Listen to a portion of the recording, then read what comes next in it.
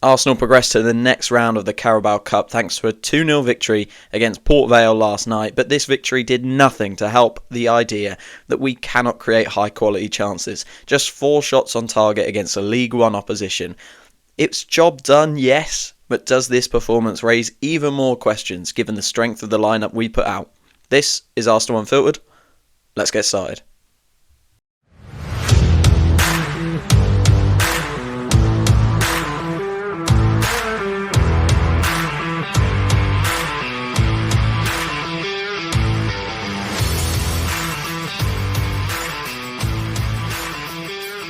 Hello and welcome back to another episode of Arsenal Unfiltered, your 3 times a week dose of Arsenal coverage with me, your host Mark, wherever you are in the world.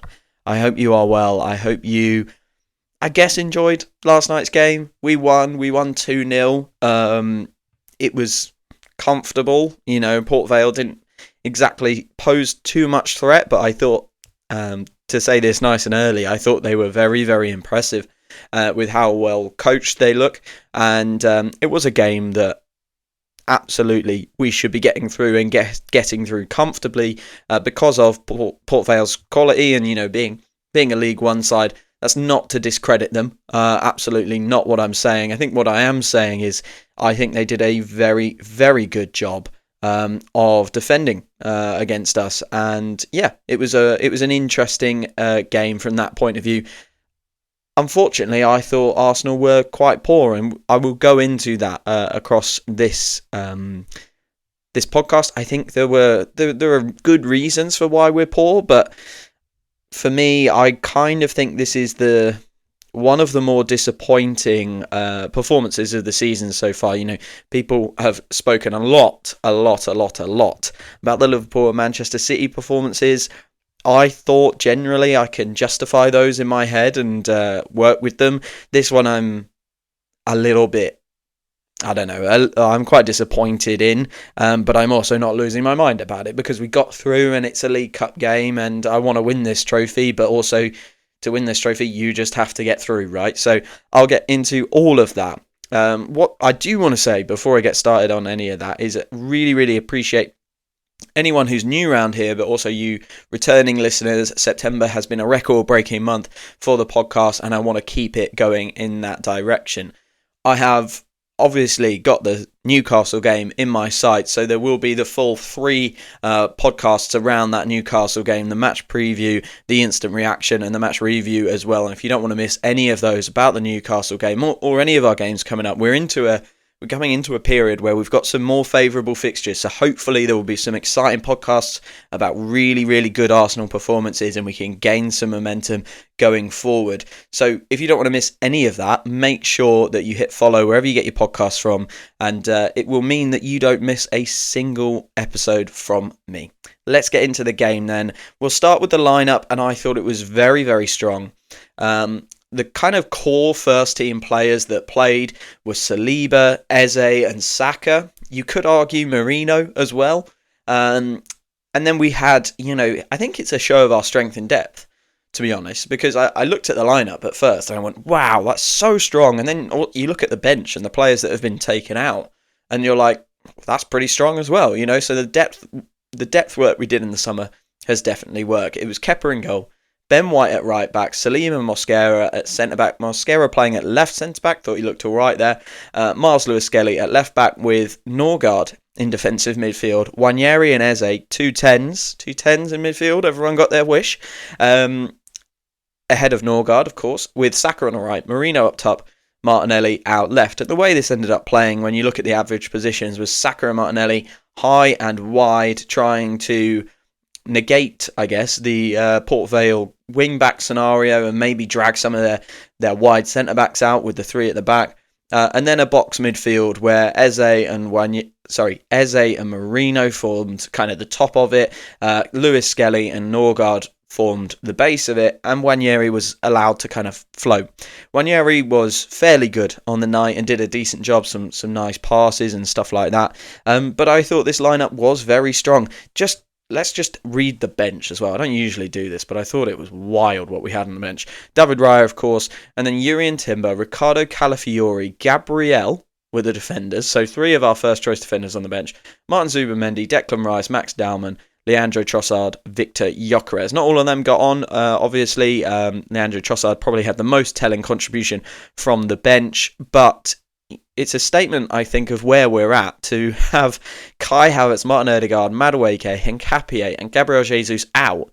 And you can still have, I think it's approximately 400 million quid's worth of talent on the bench and that first team lineup, really, really impressive. So that's really good that we can do that in these games. And, maybe if we, with the way Port Vale have played, maybe if we didn't do the work we did in the summer, or we didn't have so many kind of senior or experienced players out there, this would have been a different evening. Let's talk about the reasons first of all. And I think the reasons / contingencies / excuses, whatever you want to say, let's talk about the reasons why we never really got going. And I think the first and most obvious one is saving legs, right? And actually there were some interesting quotes that came out from Arteta at the end of the game, basically speaking about not wanting to give them any kind of momentum. He wanted to not allow the crowd to get on top, I think is probably the best way of putting it. He didn't want to allow his team to be made a mug of or kind of exposed. I thought it was really interesting. I was going to come on to this later, but I'll talk about it now because we're here. This is a direct quote from Arteta in his post-match press conference. Something that was discussed before the game. I think what was at stake in this game is your reputation as a club, as a team, as an individual. As we play these types of games, I've been here long enough to understand it's going to be very tricky. I think we started the game really well, very dominant, scored a goal, and had another 3 or 4 chances that we didn't manage to score. He goes on after that. But the start of that quote, I think, is really interesting. What's at stake is your reputation as a club, as a team, as an individual. So we got that early goal, and I think the guys probably had those words ringing in their ears, really ringing in their ears of like, well, we're ahead, let's just keep them at arm's length. And I think that's what it was. We knew once we got the goal that we would be able to, and because of that incredible defence, we would be able to stop Port Vale really giving us too much problem. In these games, typically the smaller side, and I use that with all due respect, the smaller side tries to frustrate the Premier League side, stop them scoring, and then maybe kind of launch an attack later on to try and nick it, win something off a long ball, off a corner, stuff like that, or at least that's how it was in the past. These teams are getting better coached all the time, and these sides are becoming more tricky for Premier League teams, I think. But because we get that early goal, the guys go into second gear, saving the legs and just keeping the ball. We had 81% possession. And I think those words from Arteta were probably ringing in their ears and probably led to that lack of adventure, which I will come on to talk about. I'm not going to talk about that now. I'll talk about that later. Led to that lack of adventure. They didn't want to go chasing, transition balls and 50-50s. You could see that multiple times. It was almost like the guys had been asked not to commit to 50-50s. The one time we did was Saka, and he got a really, really bad tackle. And at first I thought he was grabbing his knee. I think he was just grabbing his lower leg with, the studs down element of that tackle. But I was really worried all of a sudden. I saw Martinelli pull out of one. It felt like White pulled out of a few where Saliba hit a pass ahead of him. And Mosquera maybe as well, once Gabriel came on. But he hit a pass ahead of him and he just didn't want to go in for the challenge when the Port Vale player closed him down. I think the other thing about this, why we never really got going was the unfamiliar lineup. Like, these guys haven't really played together before. I think playing 2 10s in there was probably quite weird. Norgard didn't look like he had too many options. We used Norgard interestingly in this game, I thought, because there was a lot of lateral passes across the back 4. It was very, very stale. And usually we'd see Rice, Zubimendi drop in there and get us out and get us up the pitch. Norgard, I don't know if I'm convinced that he was able to do that on this scenario. I'm going to reserve judgment because it's literally his first start. But I think there is a bit of cause for concern there because we weren't really doing that in this game, and it meant that we weren't getting the ball forward to Wanyeri and Eze and Marino in that kind of the higher up positions in the centre of the pitch. So yeah, I think that was. I think they're the reasons, right? And the reason I wanted to start with those is I understand all of that. So when I criticise the team across the next few minutes, and then maybe just point out some things that I think we really should have done better last night. I know all of those things. I understand that these are the reasons why these things didn't click, but I didn't want to just keep coming back to them because I think last night's performance should have been better. And I'm not sure. It's weird, right? Because people got really upset about the City game and playing Mourinho in midfield, and I don't agree with that approach from Arteta, yada, yada, yada. I think the approach from Arteta in that game was far more justifiable than the approach in this game. But because we care about the City game a lot more, that's the one that will get talked about, and that's the one that will, raise discussion. For me, when you're playing Manchester City, it makes sense to maybe play a player who is, and I'm not going to say defensive, but more intelligent in the press, more used to the press, is more used to the system, knows where to stand, knows how to trigger certain things. That's Mikel Merino. When you're playing Port Vale, I don't understand the idea of, your reputation's on the line, guys. Don't take any silly risks. This is a team, come on, we should be beating them and beating them comfortably. And I want to come on to this point, 81% possession, less than 1xG created. Not good. We have created less XG because we went short with all of our corners. I think that's an important thing to note. And I'm not one of these people who really cares about the distinguishment between corners from XG and open play. But I do want to see exciting football. And I think what that shows us is we were just not creating high quality chances with all the ball that we had. It was very easy, I think, for us to get the ball back. Port Vale very rarely had long periods of possession. And I think the one time they did, late in the first half, and there was a period in the second half as well, they did what they should have done, to be honest, and launched the ball in at us and tried to create chaos, and that makes sense.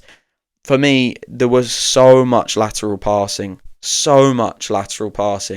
like between the two centre-backs, between the centre-backs and the full-backs, and like I said, we didn't really have Norgard dropping in to push us up the field. I really liked how Port Vale pressed. And I think there are two ways to play against Arsenal. The one we always talk about is the low block solution, and we've seen that a lot, and it's quite boring from an opposition point of view. The other way is to create like this five in front of our centre backs, and some people do it with like a 3 and then a 2. Some people do it with a 2 and a 3. Some people even just do 4 really super narrow players. Tuck their wingers in with a striker and a midfielder there, and just make progression really bloody difficult. And that's what Port Vale did last night in a sort of mid-block. I thought they looked really, really well organised and good at that. But again, I don't want to say it, I don't want to be mean, but we should, with the players that were out there, should be easily through that press. And we just weren't. We're just going side to side a lot. And I think the early goal was a bad thing. I do. We scored on the 8th, 9th minute. It's a wonderful finish. I'll come on to the goals in a second. It's a wonderful finish from Eze.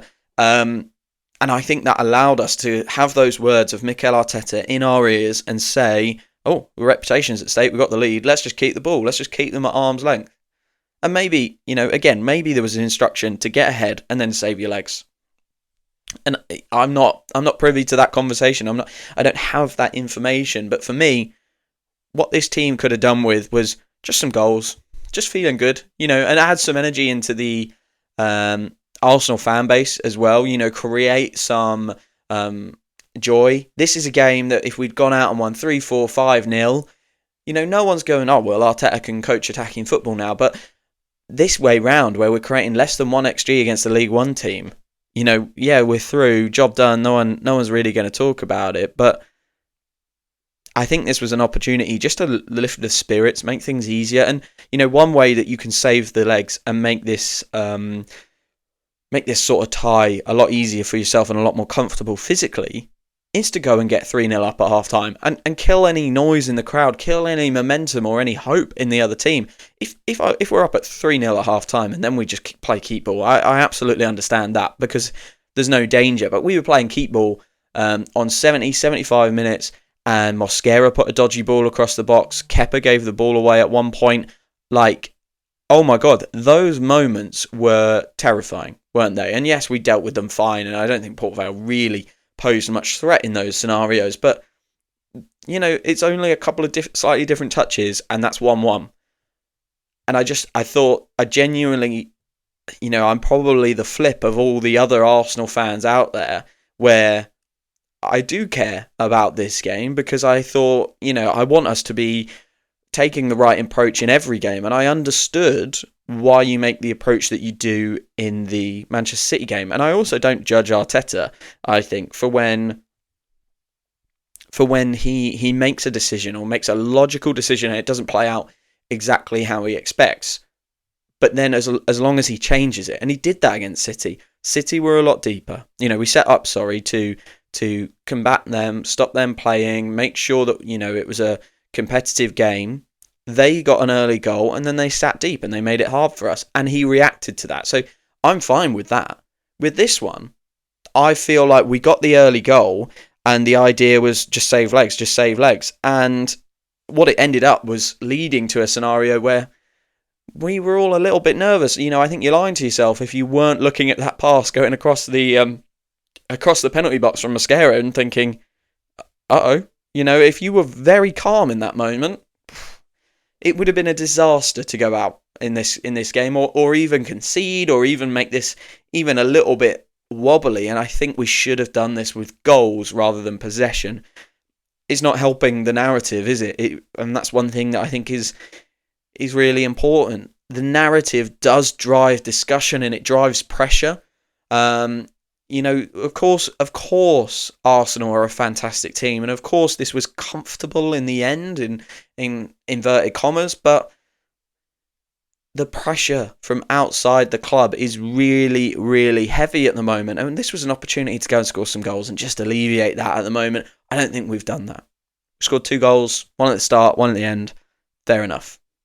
But I think we should have gone out to try and score 2, 3, 4 early doors, and then play keep ball. Fine. But the way it was, we went 1-0 up, and we are way better than you. We can play keep ball.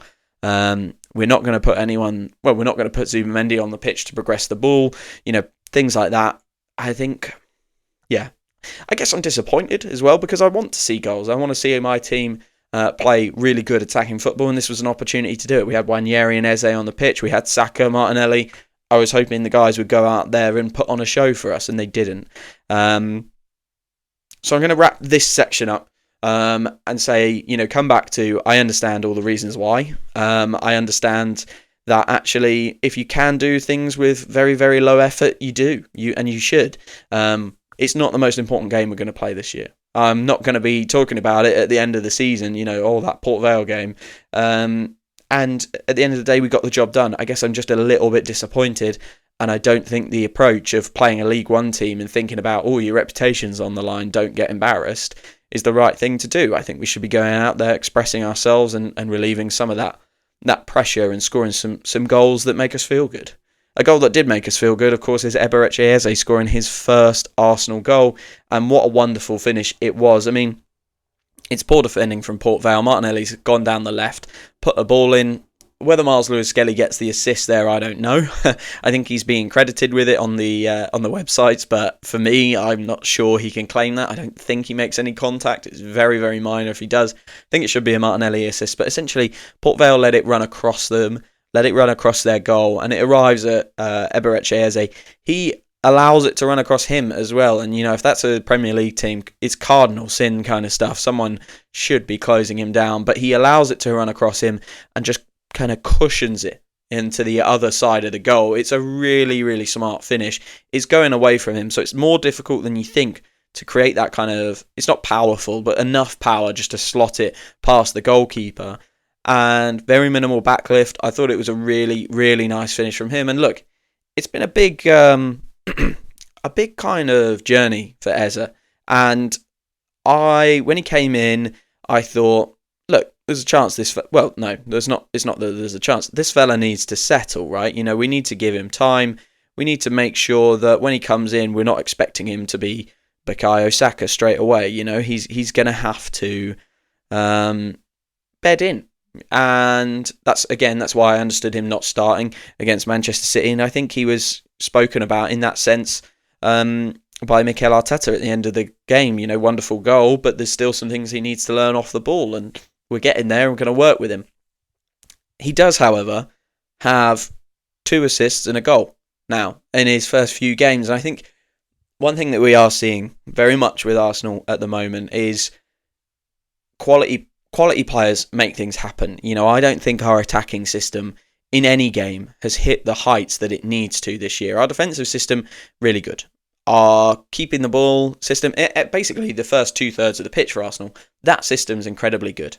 Okay, our attacking system, the way we attack, I'm not convinced. And I recognise that we've had a really difficult start, but we are getting results thanks to players like Eze and Leandro Trossard, who just produce moments of quality. And if we can get back to a point where our attacking system and, that right-hand side pod with Ødegaard, Saka and White, or Timber now, is really functioning well, and we're kind of basing ourselves off of Saka, we get Havertz back in so that we've got 2 options with him and Gyökeres. If we can get back to that place, and we've got these players who can just produce, little moments of quality when there is a defender in front of them and they can feint and get it in the far corner like Eze did last night, that's a really good sign. It is a really good sign. And Eze has produced a really wonderful cross for an assist and a really wonderful ball through to Martinelli as well. So, I'm encouraged by that start. Mikel Arteta says he's still got work to do and he's got a goal and 2 assists. Lovely job. Thank you very much, Eberechi Eze. The second goal was a similar moment. Not in the sense of the build-up play, but I think in the sense of it was just Leandro Trossard being Leandro Trossard, showing us what he can do. And of course, he does it from the bench again. It's a long ball this time from William Saliba. Went way more direct. And I don't know why we didn't do that more in this game. Well, I do. We didn't want to run. But I wish we'd done that a bit more in this game. It's a great ball up. And Trossard, it's a good touch. It's a good movement inside. Beats a player. And then takes a low-driven shot. It's another wonderful finish. And it's another example of literally what I was just talking about. A player who is just on their own. There's no system. There's no setting up of a set piece kind of vibe. There's no, we're trying to navigate or engineer a scenario. It's just a ball forward, a player with talent, a player with quality, and he puts the ball away. And again, same as Eze, that 1 goal in the EFL Cup is added to his 1 assist in the Premier League, and then 1 goal and 1 assist in the Champions League. So that's 2 goals, 2 assists in very few minutes for Leandro Trossard so far this season. So again, it's a player who's contributing, and making final actions. I spoke about this in the Manchester City match review. I'm not sure our final actions right now are good enough, and that comes partly from the system and partly from, not having Saka for a lot of this and not having Havertz and players like that, not having Ødegaard. But we do have a couple of players who are impressing and are making moments, I guess, making moments happen that are winning us games. So that's really, really nice. I think the player who impressed me the most last night was Ethan Nwaneri, just getting better at that metronomic, ticking the ball along kind of stuff. When he did have moments where he could threaten, I think he probably could have done more, again in the final third. I think he's better in the final third at right wing, where he's got that little bit more room and he can isolate someone and go 1v1. When he's in the centre in the final third, he looks a little bit lost. But I think in the middle of midfield now, he's starting to show some of those basic things that actually I don't think he was ready for last season. Picking the ball up in certain areas and just driving it out of an area where there's a collection of Port Vale players, or the game has become a bit stagnant on maybe one side or the other. And he's switching the play, he's moving us around, he's trying to probe in a different way. He's getting better at that. So that was positive. It's positive to have minutes in the legs of Saka. I was really worried when he went down with that tackle. Very, very fearful, but he did a good job. Debuts for Kepa, full debut for Norgard, all really, really positive. To sum up then, it's job done.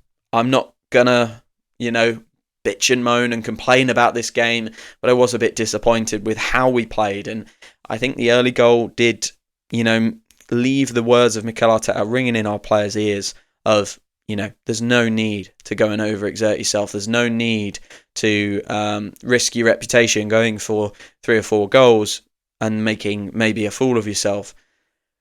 I don't think they were necessarily the right words. I don't think that was the right approach, but at the end of the day, we are through. That's the most important thing, and it's Brighton at home in the next round. Another opportunity to get tickets for those of us who are red and silver members and don't have an away membership. So I'll be looking ahead at the ticket ballot for that. So that's very, very exciting. Newcastle to come. A big game, a must-win game. The temperature around the club is simmering, I would say. It would be very disappointing to have drop points against Liverpool, City and Newcastle if by the time we get through this very, very difficult run. I think if we win against Newcastle and we have 13 points from 18, I'll be okay with it. And I don't think it will be terminal. I think 10 out of 18, that will be a not good kind of return from the start. And I usually, I try and react really, really rationally and put a lot of logic behind what I'm saying. And I think for the Liverpool game, I understood why we did what we did, how we played, and we just got undone and we got sucker punched. Again, in the City game, I understood what we did and how we did it. I questioned the final actions and what we were doing there. And we made a couple of individual mistakes, but we rescued a point. And, given the scenario after 10 minutes, I think that was okay. I think, however, we're at the point where this is just a must-win. It is just a must-win. Context, no context. If they score 2 early goals or whatever, or if we have a problem with one of our players, we just have to get through it. There is no doubt in my mind that the temperature around the club, if we drop points against Newcastle, will get really, really spicy really, really soon. And you can hear the narrative already.